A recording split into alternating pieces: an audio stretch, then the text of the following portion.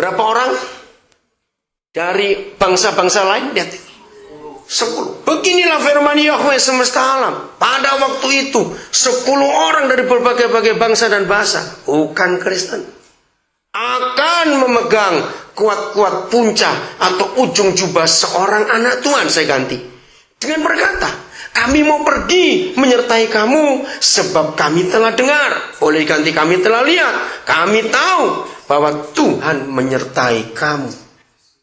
Daya tarik Injil harus kuat dalam diri kita dengan 2 ayat ini tadi. Kejadian 39 dan Zakaria 8. Maka itu kalau saudara mengaku Kristen, ternyata orang, kalau saudara nggak muncul, orangnya nggak nyari. Kalau muncul, dibilang, lu kenapa muncul lagi kamu? Wah, celaka bener. Berarti kita lagi nggak beres hidup ini. Oke, nah bisa bayangkan kalau semua anak Tuhan mempunyai daya tarik seperti itu. Sudah lama Yesus datang, saudara.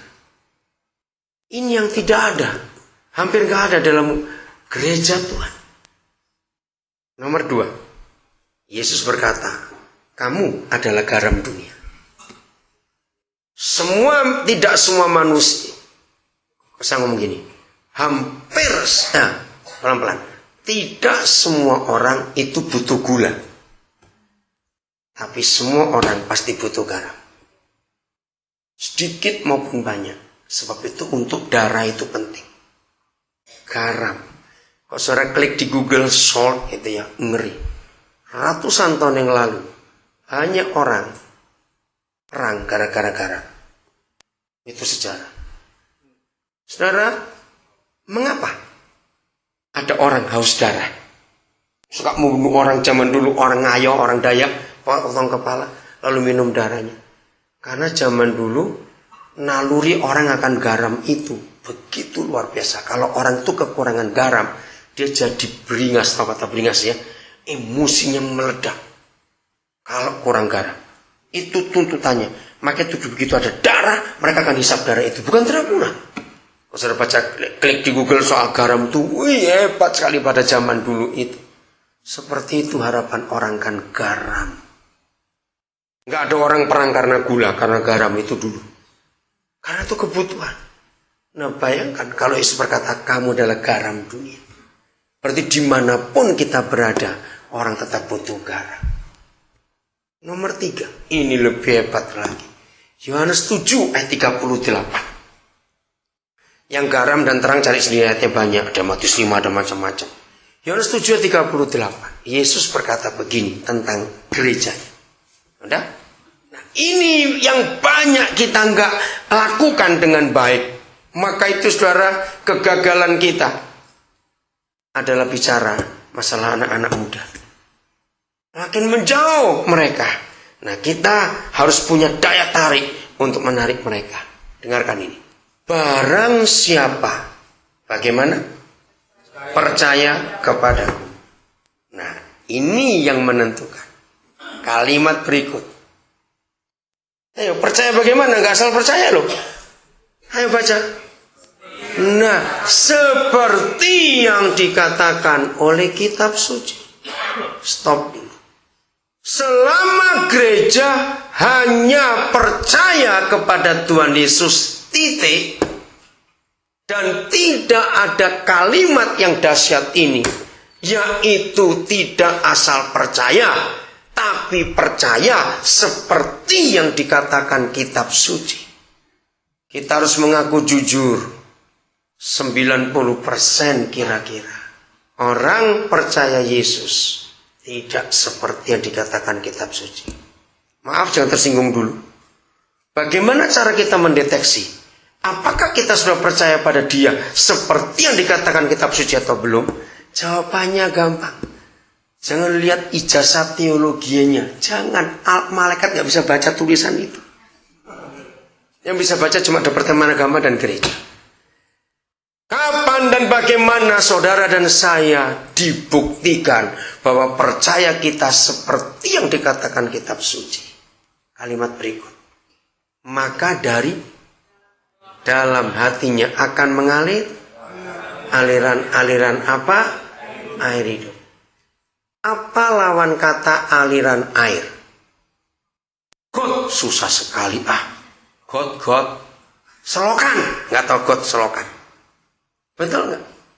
Nah, kalau kita tidak percaya kepada Yesus seperti yang dikatakan kitab suci, maka yang mengalir itu air got, air selokan, bukan air hidup. Sekarang saya tanya kepada saudara.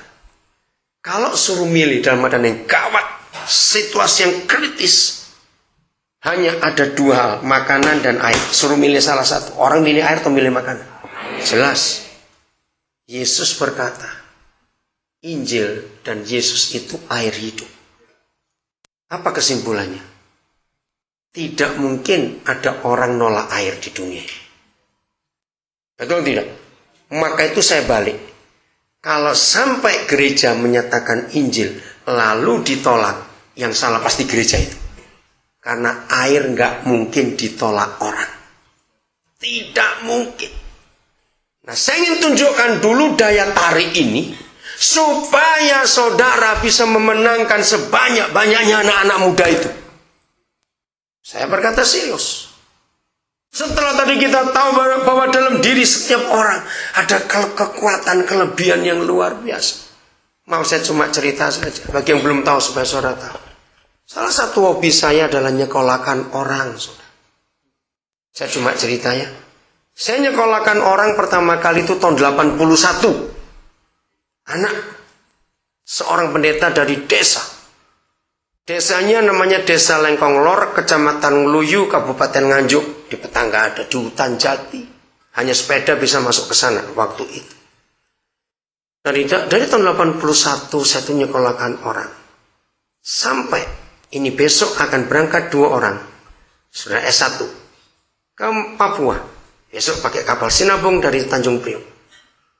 Nah, kalau dihitung dengan 2 orang yang berangkat besok ke Papua jadi guru, kira-kira, saya nggak berani hitung tepat karena terlalu banyak saya sudah lupa, tapi kira-kira itu saya sudah meluluskan S1 kira-kira 360-an atau 80-an orang sampai hari ini S1.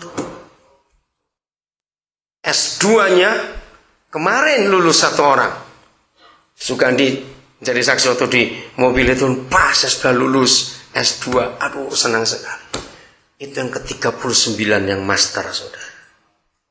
Yang lulus doktor S3 sudah 3 orang. Sampai hari ini yang sekolah tetap berlanjut. Salah satu adalah Denny, masuk ke Trisakti. Lulus dokter sudah 14 orang. Umum, 2 spesialis. Kemarin 1 anak lagi namanya Lerina Kogoya, anak Dani. Saya menangis tadi malam dapat SMS. Dia diterima di kedokteran Hang Tua, Surabaya. Anak ini pertama kali gabung tinggal dengan saya masih TK 4 Agustus 97. Waktu saya pernah mendikan dia ke sungai, dia terjatuh. Bekas luka di lututnya masih ada sampai sekarang. Dari TK dia tinggal dengan saya. Dan selama berjalan dari TK sampai lulus SMA, April yang lalu, dia sudah jadi yatim piatu. Papa mama sudah meninggal. Dan waktu papa mama meninggal dia juga nggak tahu. Karena begitu dia ikut kami dari TK lulus pedalaman Sukapa, dia pindah ke Nabire kelas 1 SD sampai kelas 3 SMA lulus. Dan kemarin diterima di Hang Tua. Saya bangga sekali. Terus ada banyak yang kuliah. Sekarang yang kuliah S2 masih ada 2. Doktornya, 1 di UI, 1 di IPB. Nah, saya akan terus nyekolahkan orang. Untuk menemukan. Dan bukan cuma yang Kristen saya sekolahkan. Seorang anak Hindu sudah lulus analis kesehatan S1. Dia jadi peneliti malaria. Ada di Nabire. Saya nggak mau pandang orang karena agamanya. Kalau dia orang, ada kemampuan yang hebat dalam dirinya. Buat sesuatu. Saya sudah meluluskan 1 pilot sekarang di Amerika. Pilot itu anak Dayak dari pedalaman. Lulusan Amerika. Jadi saya nggak cuma ngomong, tapi saya berbuat. Dan saya bisa buktikan itu. Begitu kita percaya Tuhan Yesus seperti dikatakan kitab suci, saudara, maka otomatis dalam diri kita keluar. Ingat, nggak cuma 1 aliran. Kita nggak tahu berapa alirannya, tapi yang jelas plural.